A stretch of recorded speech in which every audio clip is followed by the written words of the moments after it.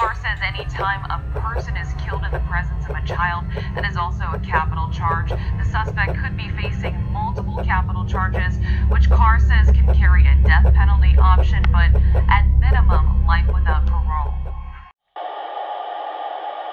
Once again, L1 to Woodstock Ambulance Duty Crew, respond for an adult female fallen, unable to ambulate. The Robbins resident. In Birmingham, Alabama, the police are investigating a triple shooting that involved a woman, a 13-year-old girl, and a 7-year-old girl. Police believe a man entered an apartment and started shooting, and that it was domestic in nature. The Birmingham Police Department said that their preliminary investigation suggests that the man was in a previous relationship with the woman victim. Corieonna Hines was a mother, sister, niece, daughter, and friend. She had a big smile that would light up any room and loved being around her sisters. She was someone you could depend on and reach out to if you needed someone. She was the mother of a 7-year-old daughter and a 4-year-old son whom she loved dearly. She was also pregnant with her third child and loving and living her life and taking care of her kids.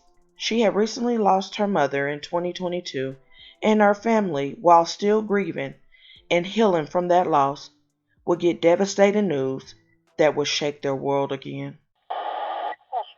Woodstock Company number 5, duty crew. Respond for... Corieonna, affectionately known as Coco, was in a previous relationship with a man by the name of Andrew Goldsmith.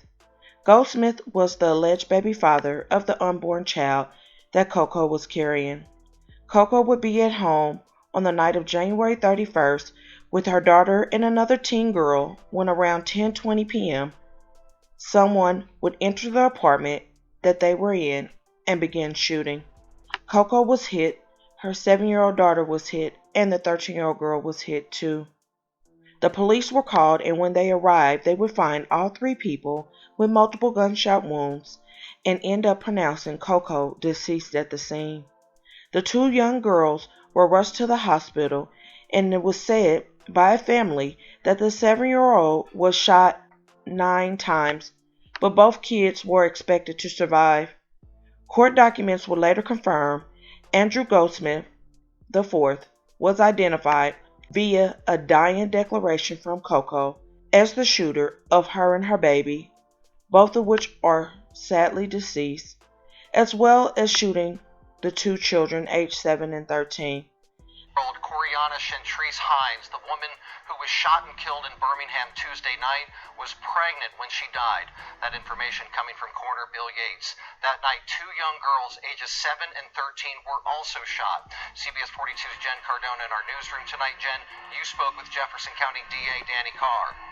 I did, Ben, and since that case is still ongoing, he cannot go into specifics about that one, but he did tell us in most cases if a person is pregnant, there is a capital charge for killing 2 or more people during one common scheme plan.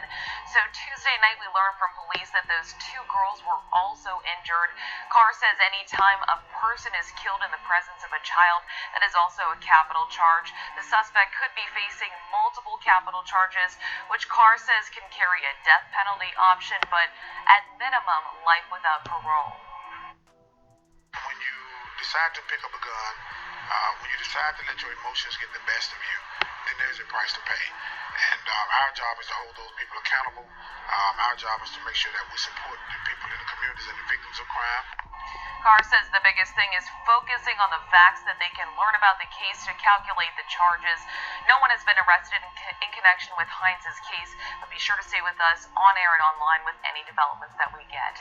Reporting live in the newsroom, Jen Cardone, CBS 42 News. The same document would go on to confirm warrants are being sought in Birmingham for Goldsmith. Goldsmith was out on parole already for a 2021 attempted murder charge in which he pled guilty to. He was sentenced to 20 years in prison, split to serve 3, followed by 5 years of supervised release. He received more than 700 days of jail credit when his prison sentence began. A district attorney in Bessemer filed to have Goldsmith's bond revoked on that attempted murder charge. Sadly, at the moment, he is on the run and is wanted in Jefferson County on felony warrant charging him with capital murder, attempted murder, and a probation violation for attempted murder. His last known address is in Bessemer, Alabama, and he is 38 years old. The family is beyond devastated, and now they have lost another important person in their life and an unborn baby that did not even get a chance at life. Then the sweet 7-year-old child who was shot multiple times.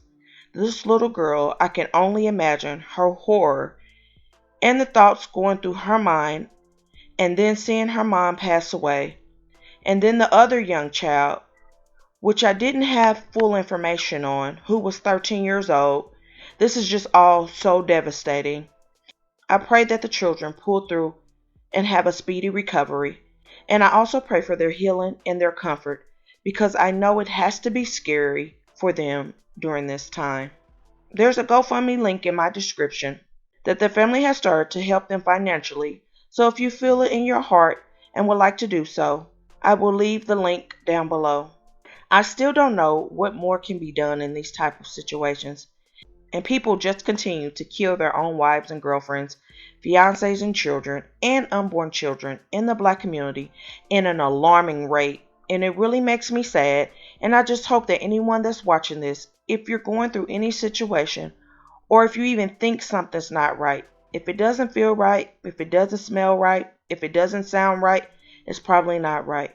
Everyone deserves to be treated with respect and feel love. Fighting every day, someone putting your hands on you, mentally tearing you down, none of those things are normal. And we have to quit normalizing things that seem to be okay when they're not.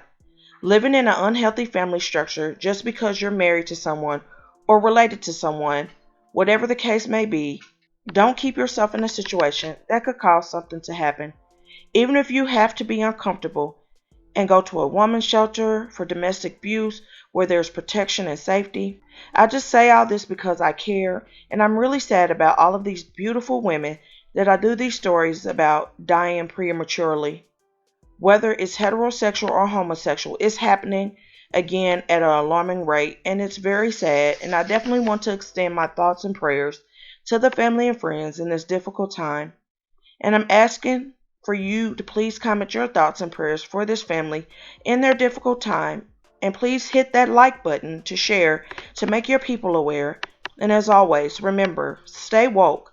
Things change quickly.